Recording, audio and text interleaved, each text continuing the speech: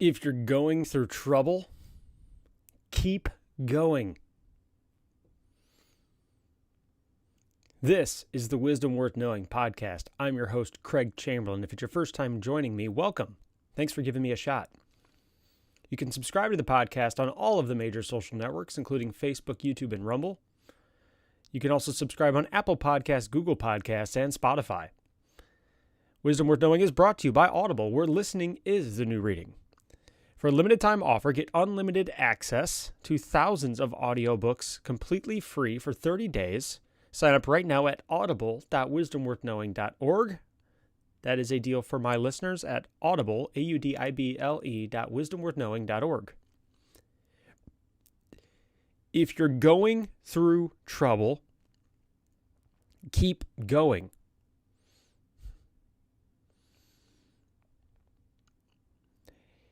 Endurance. That's the topic of discussion for today. Endurance. Are we able to endure things well, including hardships, including troubles? Yes, it's a very difficult thing. You know, I don't even know what level of hardship you may or may not be going through at this moment. I do know that life is hard. It's harder for many than it is for others. And this going through trouble thing, it's very easy to get attached to things that are just platitudes and sayings and catchphrases, and people say things like keep going, and it can be really, really frustrating to hear that when you're going through a hard time, when somebody just tells you, just keep going.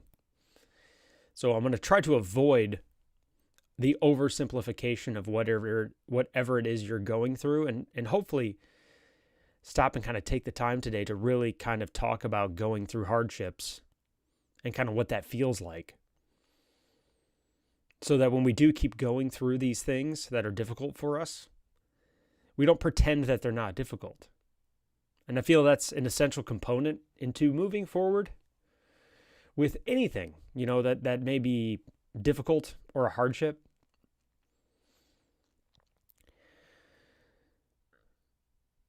There is no shortage of setbacks. There's no shortage of troubles. There's no shortage of things that life will throw at us unexpectedly. They're everything ranging from the small to the very, very large, and the deep wounds.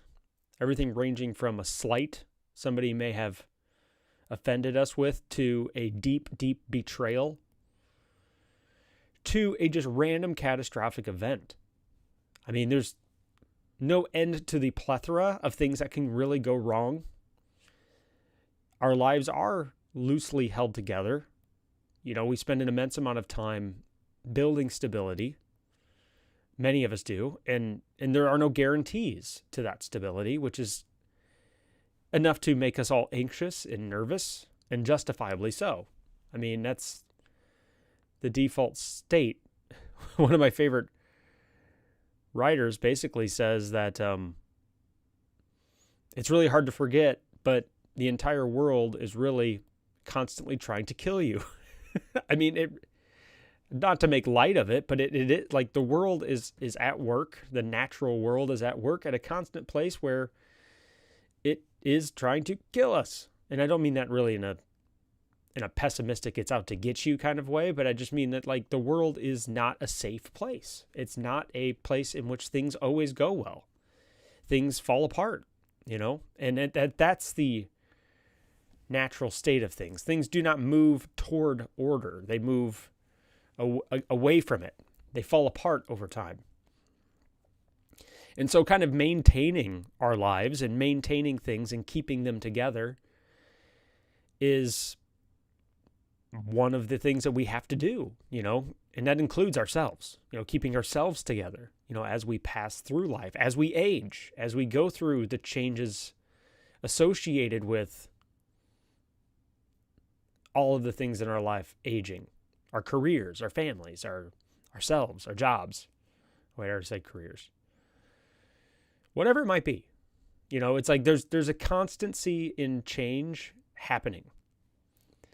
And rather than just deny this reality and pretend everything's going well all the time, it is important to remember that things are kind of naturally in a state of falling apart, and the best thing we can do is try to be diligent in keeping them together. And so this, if you're going through trouble, keep going, quote, one of the main reasons I like this a lot is because it does emphasize the necessity of kind of continually picking up the pieces and putting them back together. And I think this is just part of life. I think we all are going through a constant stage of death and resurrection, to borrow from Christian language. I think life is an endless cycle of breaking us down and putting us back together. I think when you start to look at every other area of life, this just permeates every aspect of our lives. You know, when we're exercising, we're breaking down our muscles so that they can rebuild and be put back together. So everything from the physical to the emotional. You know, when you go through the grieving process, there's this whole emotional breakdown we go through before we move to acceptance, which is a stage of putting something back together. Spiritually, whether you're religious or not, becoming aware of our inadequacies and our shortcomings is a spiritual process in which we are crushed under the weight of our bad decision making and our bad habits. And then hopefully if we're Christians, we accept the forgiveness that comes with the faith, and then we begin to reconcile that and we put the pieces back together. And we do this over and over again. The fancy religious term for that is called sanctification. But this whole process of death and resurrection, it permeates every aspect of our lives. Education. This is another good example. When we're learning something new, there's a humility in it because it's incredibly frustrating when you first start something new and you're really awful at it. And so you have to endure the shame and embarrassment of being bad at something first before you get to the point of putting it back together and learning it and acquiring the skill. So this reality that kind of permeates everything is really good to know, and it's good to accept.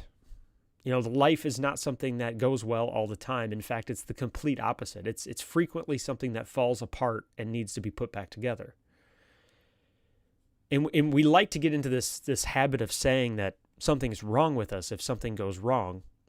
You know, we did something wrong is what we want to do. We want to blame ourselves. We should have prepared better. We should have stopped it from happening. But things going wrong is the natural state of things. And we do not have the power, the wisdom, the knowledge to prevent every possible negative outcome. We just don't. Life is too complex. There are too many variables. And some of us can get so obsessed with things never going wrong that we can insulate ourselves into a place of absolute perceived control just so we feel like we have a grip on everything that's happening. So we have this tendency to want to isolate and insulate ourselves from every possible thing that can go wrong. But the downside of this insulation and isolation is then we have a life of no novelty. There's no excitement. It's boring. Everything is the same all the time. And we think we want that, but then when everything's the same all the time, we get tremendously restless and bored. Because we weren't designed, and if you don't believe in design, we weren't created. And if you don't believe in creation, that's fine too. But we don't exist to live within bubbles and vacuums of absolute control. And there's a reason we psychologically rebel against that. Because we need a challenge. You know, we need to be challenged. We need to grow all the time. I think this is something we really do struggle with as our culture because we do have it so good and we have so many things that bail us out from the challenges of our everyday life. Even things as small as like our laundry and our dishes and keeping our houses clean. We have so many tools now that make the basic responsibilities of life so easy that we are never challenged. And because we're never challenged, we never have a chance to kind of build the healthy self-esteem that comes from overcoming a simple challenge. And so that's something to be aware of. I mean, there is a healthy self-esteem in overcoming whatever it is we're going through. And these are just small challenges. I'm not even talking about the deep, deep challenges you may be going through right now, the troubles. The bigger troubles are what I'm going to go into next. But before I do that, Wisdom Worth Knowing is brought to you by Amazon Audible. If you're like me and you love reading but don't have the time, then Audible audiobooks may be the perfect solution for you. With Audible, listening is the new reading. You can pop in your earbuds and discover that next exciting adventure, or expand your knowledge from any PC, Mac, Android, Alexa, or Apple device or smartphone.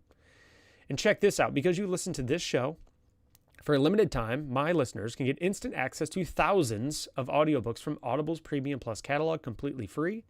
Just visit audible.wisdomworthknowing.org right now and take advantage of a free 30-day trial. That's right, for 30 days, you'll get full access to Audible's Premium Plus catalog, as well as an additional free title of your choosing.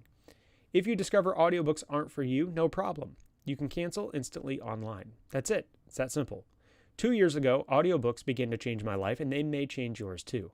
Pause this podcast and head over to Audible. That's audible.wisdomworthknowing.org and sign up right now for this limited time offer for my listeners right now.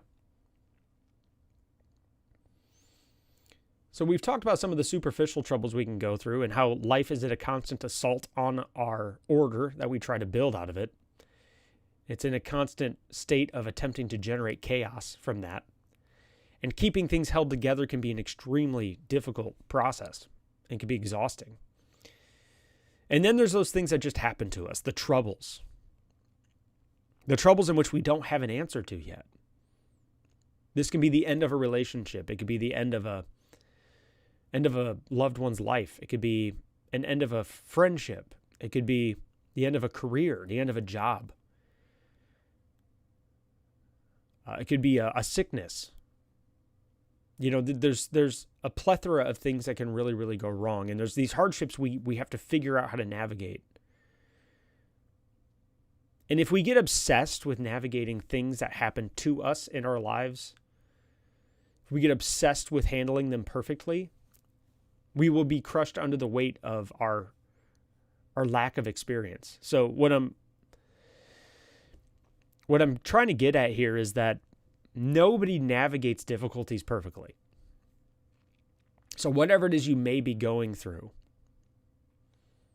first of all, know that you're not alone.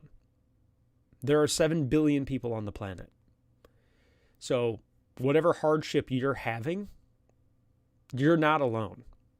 And you may be alone at the moment because you're not currently in a relationship with other people who are going through whatever your hardship is. But there is a collective suffering that's part of the human race that we're all, if people aren't going through your specific suffering, they're going through something. And so this is something that we can always mutually connect on. So beginning to share whatever you're going through is an essential part of kind of allowing people in and giving people the opportunity to help you. It's a humbling experience. It's not something that really does come naturally to everybody. We don't like to bother people with our problems a lot of the time. But depending on the severity of what you're going through, it is important to share it. And if you don't have anybody in your immediate life you can share those hardships with, it may be an opportunity for you to reach out, you know. Find a support group. Find an online anonymous board. You know, we've got tools of communication now that allow for anonymity. You know, find a therapist, find a psychiatrist, find a church, find, if it's a drug thing, find an Alcoholics Anonymous group, or a friend's going through a loved one, or a loved one's going through a drug thing, find an Al-Anon group. Look online. There are people getting together somewhere to address the problem that you're going through. You are not alone. You will not have to look that hard. Sure, your specific circumstances surrounding your situation are going to be unique, but there is going to be a thread that unites you with other people. Reading books on this is always extremely helpful. Finding other people who have suffered, endured, and overcome the specific thing you're dealing with. One book in particular on this with grieving and losing a loved one, or just grief in general, is C.s Lewis is one of my favorite authors. And there's a book called A Grief Observed. And in that book, he honestly documents going through his wife's passing. And then you get to kind of, his speech is eloquent. He's got a really effective way of communicating that I think is unique. But he kind of can help put words to pain and suffering and grief. So he was able to communicate it. That really helped me. That book did. Not with losing my wife, obviously, she's still alive, but just with grief in general, when you're experiencing a loss of some kind, kind of working through your emotions and your anger and your frustration that comes through going through troubles. Having language to put to your emotions is very useful. It helps you journal better. It helps you write things out better. And journaling and writing are incredibly powerful tools for getting through troubles as well. Nice thing about journaling and prayer and having a private conversation with yourself or with God or whatever it might be, the nice thing about that is it helps you refine what it is you're going through and articulate it into the appropriate words. And it also has a privacy to it. When you're alone and you write things in a journal that you can just rip the pages up and throw them away afterwards or burn them or whatever you got to do, you can there's a freedom in this and being able to use literally any word at your disposal. The most dark and deep language that you can think of to express those emotions in the best way you can think possible. Music is really effective at this too. It's where you kind of, the music and poetry where you experience that visceral, emotional process that people are going through. Music is an effective way of people communicating. It's therapeutic in that way, but the ability to express emotion through writing and words is incredibly helpful for getting through troubles you may be going through. And this ending part of the quote where it just says keep going, that is the goal. I mean, we're not going to be able to navigate whatever difficulties we're going through perfectly. We're just not. We're human. We don't have the experience. We haven't experienced that specific type of suffering or hardship we're going through. And so naturally, we can't let ourselves get frustrated that we're not navigating it as perfectly as we think we should. Because that's to be expected. It's just part of the process because we still need to figure out what enduring that specific thing looks like. So all we can really do is keep going.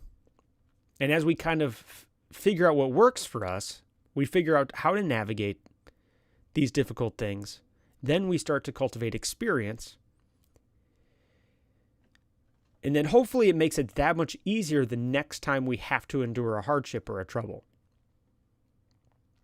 Because, like I said at the beginning of the episode, and I hope that I'm right about this. I mean, it sucks, but if you have a pulse, you will endure hardships of some kind. It just will happen at some point.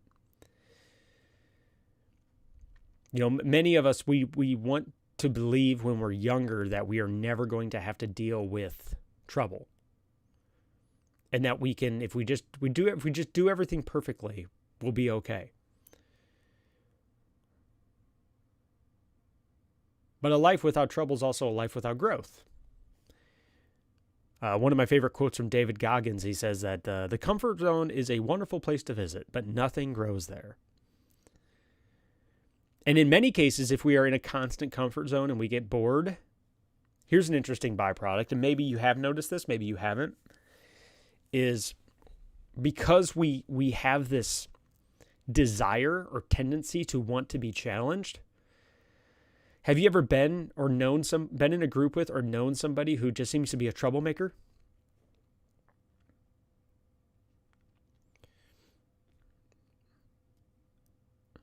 we have an innate desire to want to not only cause trouble, but to overcome it. And so what tends to happen is if we don't have any troubles in our lives, we create them. We get bored. And we manufacture new problems. This has been true for me, for sure. When I'm incredibly comfortable, that's when I get myself in the most trouble. Because it's in those good times of peace and comfort that I get the most bored and restless. And then when I get bored and restless, I tend to manufacture new problems for myself. I'm actually going through a season of that right now, believe it or not.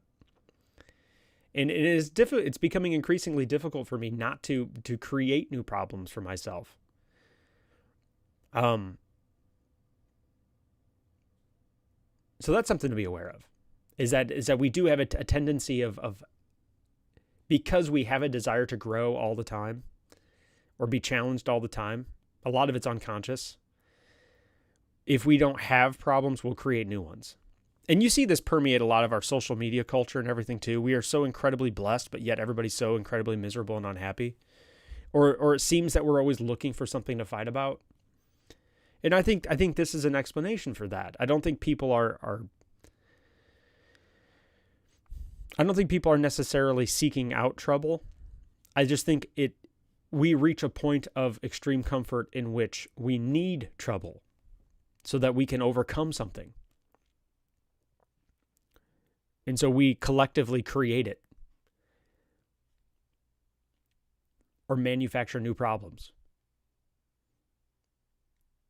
And that's not always a good thing. You know, like a lot of the reason I struggle with this is because of my lack of gratitude. You know, it's like I forget all the work that comes into creating whatever my certain small slice of good, restful time is right now. And so I don't stop to appreciate and value these temporary seasons of peace between the hardships. And really what if we do this well, which I don't, if we do this well, we will enjoy the seasons of peace we have in between the seasons of conflict and trouble. We can get obsessed with needing a constant challenge. And like I said, this is something I definitely struggle with. Rather than stopping and resting and really enjoying things when they're going well. I hope I'm communicating that effectively. Because I know not everybody has that problem. Some people are really good at just like sitting back and saying, things are going well right now. I'm just going to enjoy it while things go well. And maybe you have that issue, maybe you don't. But I do know that I have a tendency to rock the boat when things are going well. So we need to keep going. We need to keep going and endure whatever it is that we're going through. And that doesn't devalue what we're going through. It's our only choice. The only way out is through. And sometimes the only thing we can do is close our eyes, put our head down, and just kind of just power through it. And come out the other side.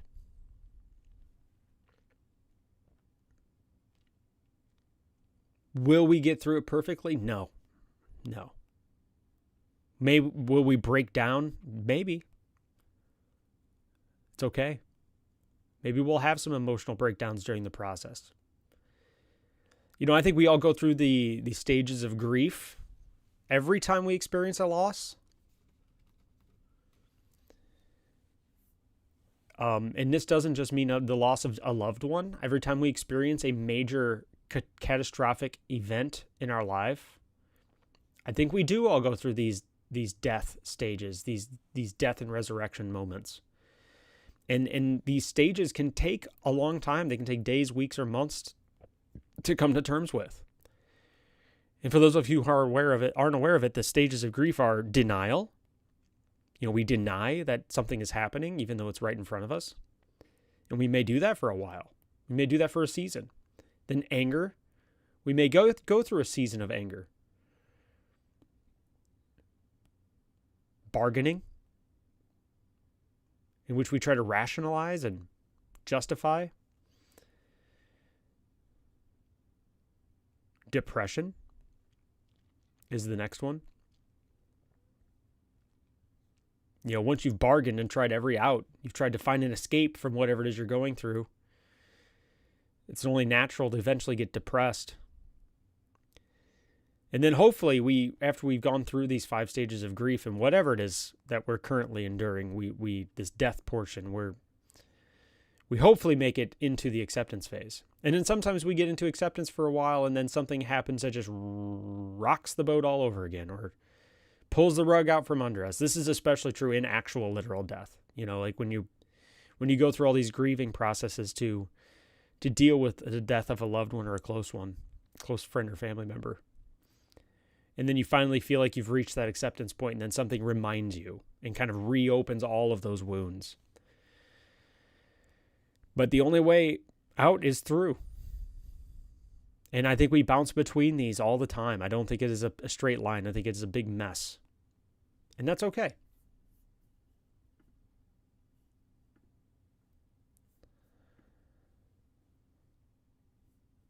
So, yeah. This is the Wisdom Worth Knowing podcast. I've been your host, Craig Chamberlain. I hope you enjoyed this episode. Before you go, please like, share, and subscribe on your favorite social network to feed those algorithms. That's on Facebook, YouTube, and Rumble. Also, make sure you leave a review on Apple Podcasts, Google Podcasts, or Spotify. That also helps the show grow, and subscribe if you can. Wisdom Worth Knowing is brought to you by Audible, where listening is the new reading. Get unlimited access to thousands of audiobooks completely free for 30 days. Sign up right now at audible.wisdomworthknowing.org. That's audible.wisdomworthknowing.org for a limited time offer for my listeners. And until next time, if you're going through trouble, keep going. So until tomorrow, let's work on being the best version of ourselves we can today, because, as always, that's all we can do. Have a great day. I will see you all tomorrow.